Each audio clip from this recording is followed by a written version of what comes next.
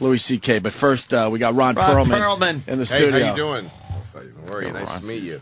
Thank you. Same Ron here. Perlman, huge fan of Louis C.K. We're on the same network, this guy. Yeah. VFX. I know. Unbelievable with the Sons of Anarchy. That show is so good. I don't fucking know. In the same place. Sons They're of very Anarchy. liberal-minded, those guys. Yes. And stupid. That's crazy. What's up, Ron? How you doing, everybody? Yeah, man. Been Welcome to watching the Ron show. for years. Good to see Absolutely. Unbelievable. One of my favorites. I got to just bring it up real quick. Alien.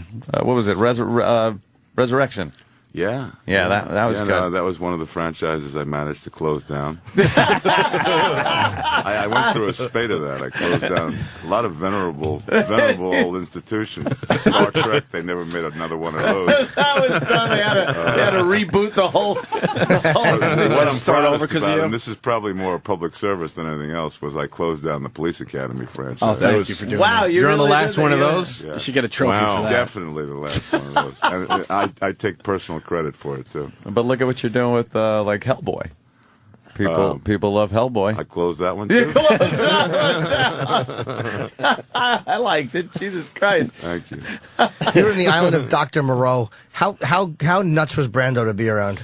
Brando was actually he was like the Rock compared to some of the shit that was on that set. That's one of the weirdest movies I ever saw. That was like, After Heaven's Gate, the biggest clusterfuck in movie history. Really? Yeah. Did him and Val Kilmer not like each other? There was something between him and Val Kilmer? I really can't comment. One of them is still alive. Yeah, that movie was crazy. Yeah. That movie just started feling like you were just hanging around that island after a while. You actually it just felt kept- like you were You there? should have Yeah. been there. It was. I mean, they actually hired me. I was really in essentially one scene and then a couple of little pops, and I was my deal was for 3 weeks. I ended up being there for 4.5 months, Oh, my God. and at one point I just turned to the director and said, "What the fuck is going on?" And he goes, "Well," and it was the great John Frankenheimer, one of his last assignments. The great late John Frankenheimer, but he was like an old school dude, just completely like not part of the 21st century at all, and. Although this was the early '90s, so he was entitled, I guess. He says, "Well, Marlon says, give it to the guy from Quest for Fire." I said, "Give what to the guy?" He says, "Every one of Val's lines. Just give it to him. The guy from Quest. That guy can act." So I said, "So I'm, I may be here for the rest of my born days, right?" He goes, Possibly, Ron." Oh, my God. You're in Season of the Witch. That's true. Is the new movie that's coming out? Nicolas Cage. Right. Nicolas Cage. What a movie machine he is. Jesus Christ. He makes a lot of films. He does make a lot of goddamn Guy's got to be films. pulling in $300-400 grand a year. Perhaps what an action. He seems... You think that much? He's I think he's working on 3 right now. Jesus. Simultaneously. He's going to start doing them live after a while. No, that's me. I'll come to your house if you can't go to the theater. I'll do the whole fucker. I play all the parts. When is that opening up? It opens Friday. Friday? Friday the 7th, yeah. And who are you? Who are you in that? I'm his buddy. Oh, really?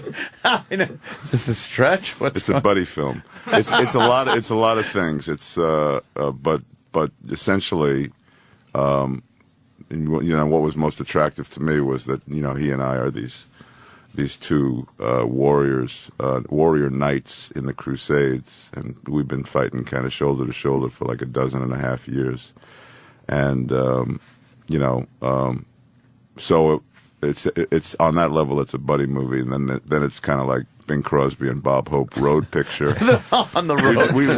We are all things to all people.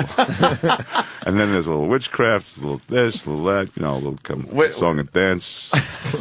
When you got into acting, did you think, because you have become kind of this action action star guy. Yes, at 60 I turned. Was that 60? Just when I can't do anything about it, they actually want me to run up hills. Oh, Jesus. Wow.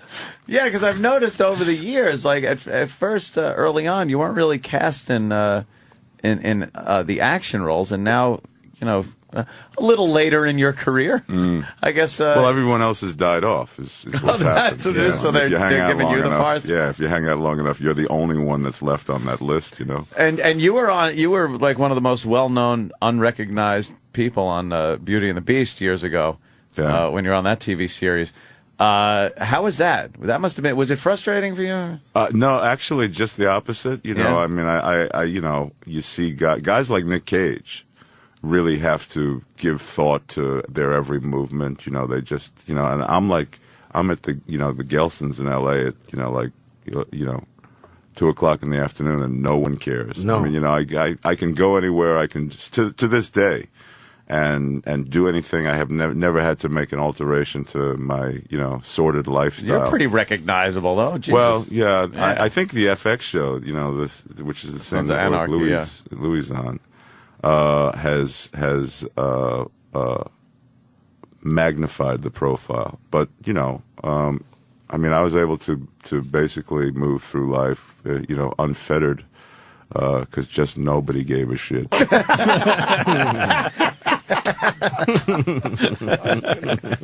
Fucking honesty, I love it. Holy shit. Hey, It's a little too early in the morning to lie. You know what? More of that. Let's say hi to Bill in Boston. Bill. Hey, Ron, I just want to let you know that I love your work on Sons of Anarchy, and I really like the Mutant Chronicles. I really enjoyed that movie. Thanks for all your work. Oh, it's my pleasure, my friend. My pleasure. All right. You have a question, or you just want to kiss his ass? I guess that's it. No question? All right, no question. Have a nice day, Bill. He just loves Sons of Anarchy. And the Mutant Chronicles. And of course, yeah. Yeah. Who will ever forget? What do you? I guess a lot of people. Wait a minute. Bill didn't forget. What do you like watching? What kind of shows you enjoy? I'm a kind of a. I've turned into a political junkie a little bit. Really? But I get all my news through MSNBC because I'm like, I'm a lifelong, lower middle class Jew lefty from Upper Manhattan, So I like having my news filtered through, a blue lens Through the liberal. So I'm a Chris Matthews freak. Watch that show, TiVo that show every day, and when I'm on my own time, it's just Turner Classic Movies, pretty much. Yeah, that's my antidote to a cold, hard, really cruel world. Really? To go back and watch old black and white movies and go, Humphrey, Carrie, Bert. That's it, man. I mean, it's just another time and place. A simpler time. It seems like it was. It seems like it was. There was a little order of the universe back then. Little English people with high collars arguing very politely. Yeah, with their little pinky. Yeah. Out. I was watching one of those movies, and there was these English guy in trial for murder, and the lawyer's supposed to be a brilliant, arguer or whatever, debater. You're better than me. Yeah. And he's like, "I put it to you that you murdered her," and the guy says, "I put it to you that I didn't." I put it to you that you did, and everyone's like, "Ooh." A lot of people are putting it to a lot of other motherfuckers. Yeah.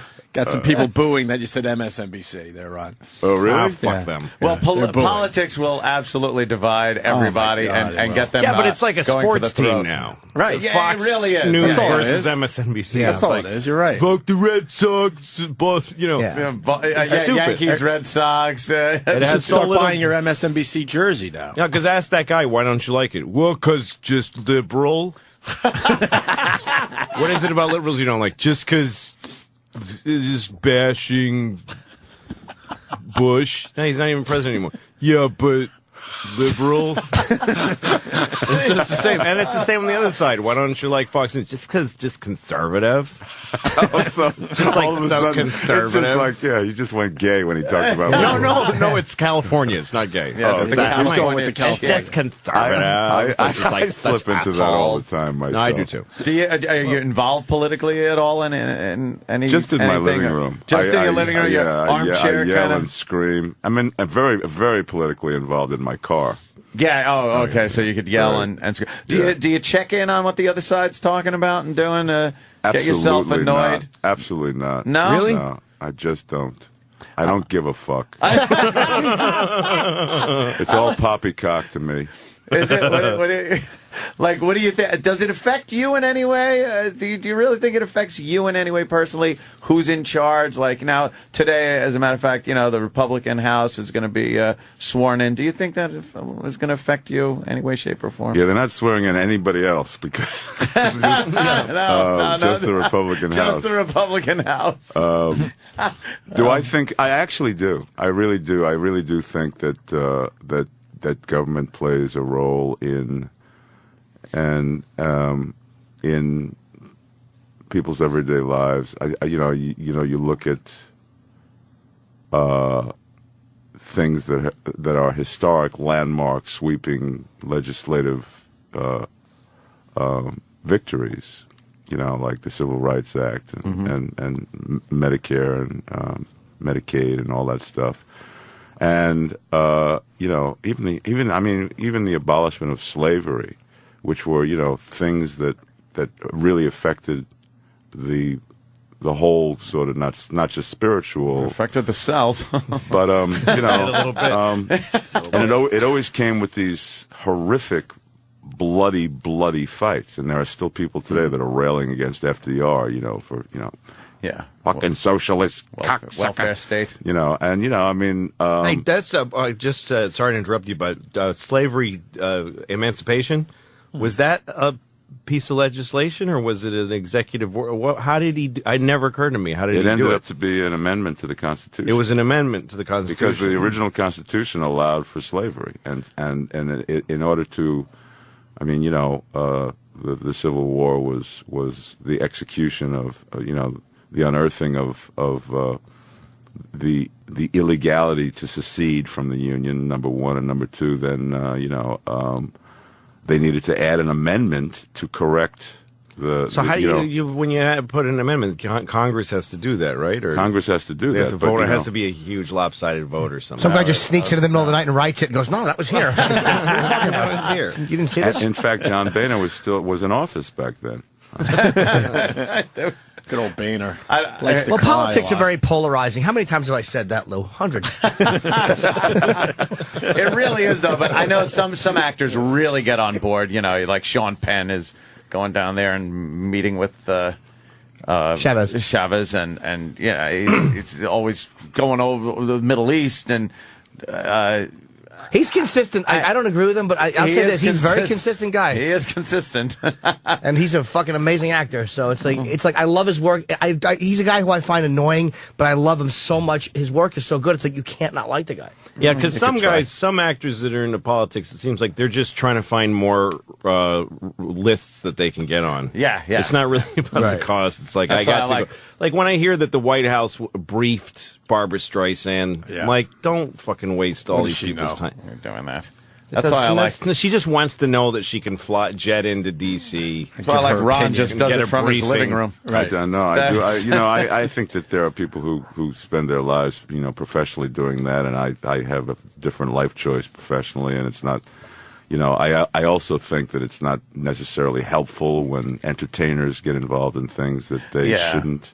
You see some of these like guys that appear before Congress to testify about their pet peeve. And that kind of rubs me the wrong way. Yeah, I don't think that helps. Yeah, when they have I don't think it's helpful. I think the No. best thing I can do for somebody I support is stay as far the fuck away from me. Yeah. Because what happens if they don't like a movie I did?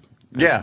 that guy's going to lose votes. It's an awful way for a cause to get shot down. Yeah, exactly. Because Police Academy 8 stunk so bad. Yeah, fuck the unborn. That movie stunk. That's right. So I just quietly.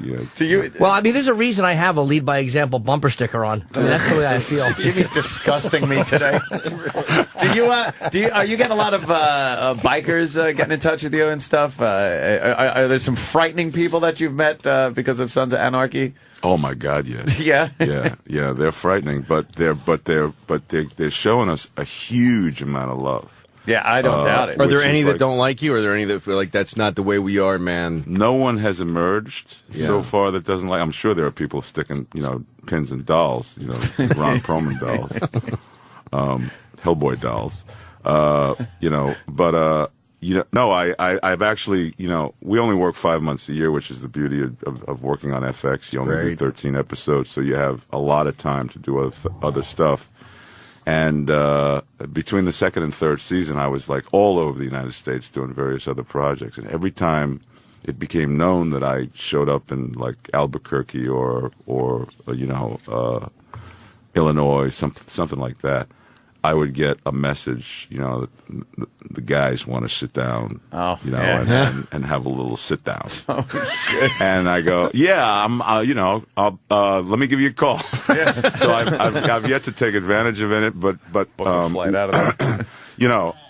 That's when you realize how insignificant what the New York Times has to say about your work is. Yeah. Yeah. But when the bikers actually endorse you and say, we're not that thrilled that there's, because, they're outlaws essentially at the end of the day, and they'd rather stay off the grid and off the radar. But they have shown us a huge amount of support for how nuanced the show is, how ungratuitous the show tries to stay, and how, that you don't stereotype it and just paint a typical picture. That we're, because pretty much every time you've seen anything with bikers, except for like Easy Rider, which was like not really a biker thing. It was just two guys on bikes, but it's usually pretty superficial. It's usually just like they use the world for ends that don't really service the world or that stereotype the world. Right into a town. Yeah, Rape, do you remember pillage, Joe leave. Namath made a biker movie? Oh, damn. CC Rider. CC Rider. He made the biker movie.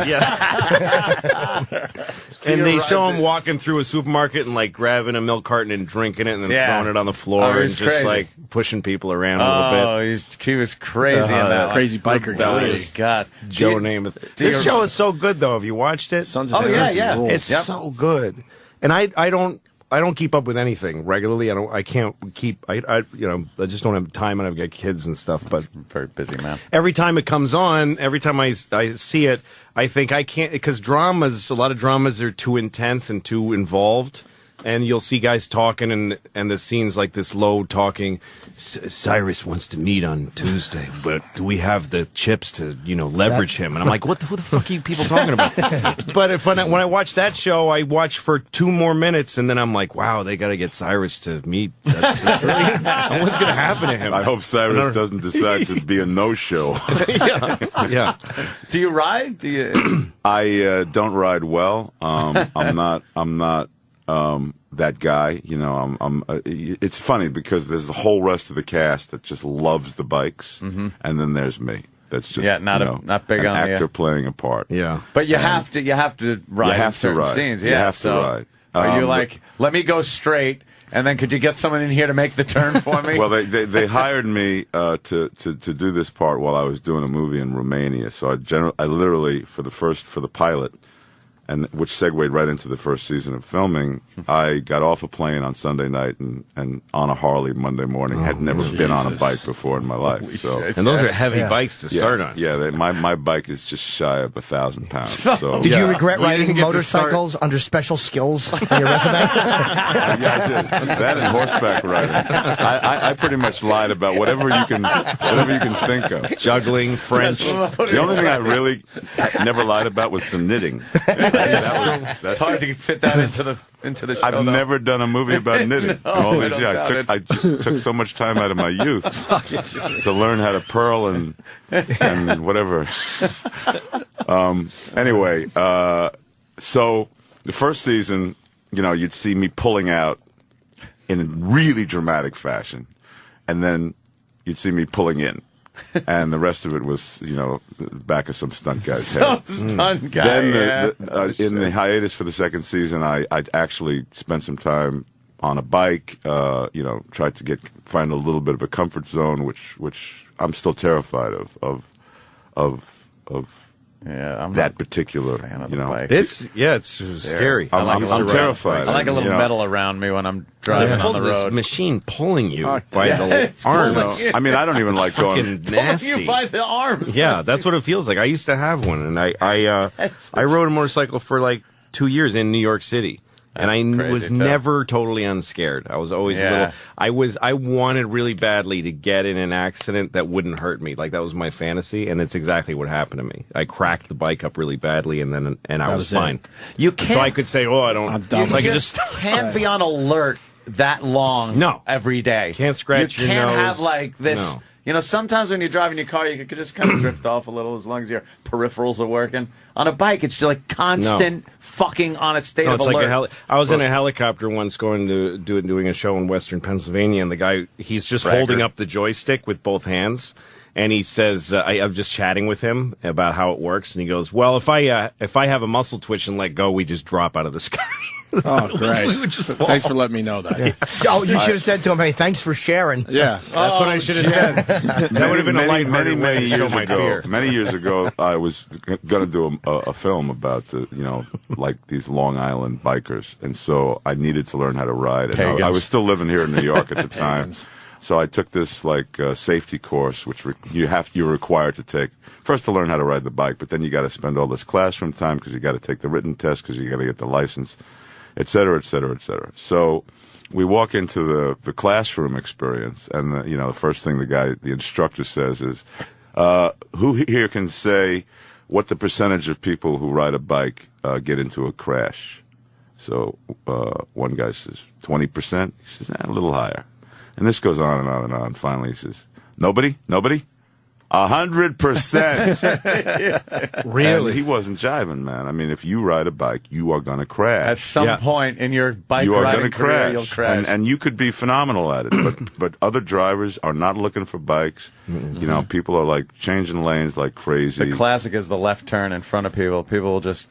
I drive a fucking Escalade, and people turn left in front of me. Like, what are you doing? They can't see you. This thing is barreling No, and on a down. motorcycle, you're only on two wheels. So if you have a slight hitch in the flow of your driving, you fall down. And in a car, if you have like, oh, whoops, then you just sort of... back. But there's nothing more challenging than riding a Harley and trying to send a text message back to your manager. Have you tried doing I'm that running one? late, I had a moped accident when I was 15. I did. Wow, really fitting in, Jim. I don't want anybody to be alarmed, but I had one when I was 15. I flipped off the top, and I said, "I'll never get on a motorcycle." It just scared me. You never were on a motorcycle? I was on a moped. That's what I'm saying. I would never do it after that. It scares me. Are you okay? Yeah. I mean, I'm fine. Sometimes I still wake up screaming. Was the motor running, or were you in pedal mode? Literal fucking asshole I am. I almost answered you. No, the motor was running. All kidding aside, I shouldn't joke about this. I really am a jizz A bag. motorized vehicle that you can also pedal. We got Ron Perlman in studio. We got to let him go in a few minutes, but John in Jersey has a great question. John. Hey, Ron, just want to say love the Sons of Anarchy and all your work in some of the other movies. My question is, honestly, how big are Katie Seagal's cans? Are they really as big as they look? It's a great question. I never looked. never I never looked. It's just about the eyes. Of course. It's all about, eye to eye. What do you think, John? Yeah, what do you think, John? Extremely large. I'm just wondering if I could get a size or something like that. He needs a perspective. Probably best Exactly. for you to go to katieseagal.com. Yeah. And your own I think research. there's a little KatieSeagalsTits.com. column on the left which says measurements. You have to log in. I don't know. I really don't know. Hey, Ron, have you ever I'm done trying to save my job here. It's a funny thing. We It's such a dumb thing to ask. It really about is. something Great that you know. question. That girl looks like she's got big tits. I got a question. Does she have big tits? Does she? I know. I mean, I see her and her tits are really big. So are they big? I just want to know if her tits are big. We don't. I will say this, John. There's no CGI on the show. It's all. So deal with that. Digital video. We got to get Ron out of here because he's doing TV. Where are you going next, Ron? He's all over the place. WPIX. Oh, look at you. The original home of the New York Yankees. That's right. Yes. When the Scooter used to do the games before leaving in the third inning. Holy cow. You New Yorkers. Yeah, I talk Scooter, whoever was going to listen. Scooter would leave, though. Yes, he would. Say hi to Jill Nicolini over there for me. Thank you. I sure will. Yeah. But, I mean, I go back to when Red Barber was doing Yankee. I don't remember Red Barber. Red Baba here. Yeah. It was Frank Remember Red Messer, Barber? Bill White, and the Scooter. Yeah, no, well, that's like 70s. for me, like third generation. It was originally the Scooter was just segueing into being an announcer. He had just stopped being the shortstop. Oh, when I started watching the Jesus. game. Wow. Pre-money store. Yeah, in fact, they hadn't invented cleats yet when I started watching Yankee games. That's not true. No. But anyway, Isn't that distressing that we all went, really? yeah. Really? But it was Mel Allen, yeah. they'll never be the better voice of the Yankees. Mel Allen. This Week in Baseball is where I know him from. I didn't know him as a Yankee announcer. Yeah, he was the Yankee announcer through because I started watching games during the real heyday of the franchise, which was in the 50s, which was the entire career of Mantle, most of Yogi Berra, Whitey Ford. How fucking old are you? You're not that old. You're in really good shape. Yeah. For what you remember. Yeah. I mean, those memories usually fit inside of a really disgusting bag of shit. I know. Huh? Yeah. What a bunch of queers we are. Really? You saw Scooter play? You have a great body for that. No, I mean, my dad walked me into a Yankee game, my first game on like 1952. So I don't make Jesus. Yeah, I think that's why you got your action films later in life, because now that you've gone gray and your whiskers look hard beaten, it's more interesting to see you chomping a cigar and fucking with somebody, like looking, you know what I mean? Yeah, you want to see a guy that looks like this. It's got the copper in his blood has started showing in his hair a little bit. It's like it's more interesting. He's got the look where he has the experience of fucking people up for a lot of years. Exactly. That's somebody you want to watch a guy punch in the face. That's a compliment, right? I don't want to watch have fucking, whenever Leonardo DiCaprio balls up his little fucking boy fists and punches somebody, you see the guy who reel back oh, and you're like, nah, he didn't hit you that hard. Yeah. I want to see Ron Perlman fucks, he's one of those guys who you could actually believe that he could just turn your head and kill you, that thing. That snap. Yeah. I want to see a fist that's been holding cock since the 50s punch somebody. That actually didn't start till 61. All right. But after Mantle had already once Mantle was gone, it was just me and my cock. Fuck, we got to get Ron out of here, unfortunately. Yeah. Wow. Season Ron. of the Witch. It's in theaters this Friday. With Nick Cage. Yeah. And FX, Sons of Anarchy. Great show. It's a great show, absolutely. And, of course, all our other wonderful Ron Perlman gems that we love so much. Thank like you he so says, he ruined the franchise, but I love that goddamn Alien Resurrection. Yep. And I think, at that point, the franchise was done anyway. I don't think you had anything to do with it. You played a badass in that. I like that. That was a good one. Thank you, man. Thank you very much. It's been Thanks, a pleasure Ron. being here, All right, guys. Ron Perlman, everyone. Big fan.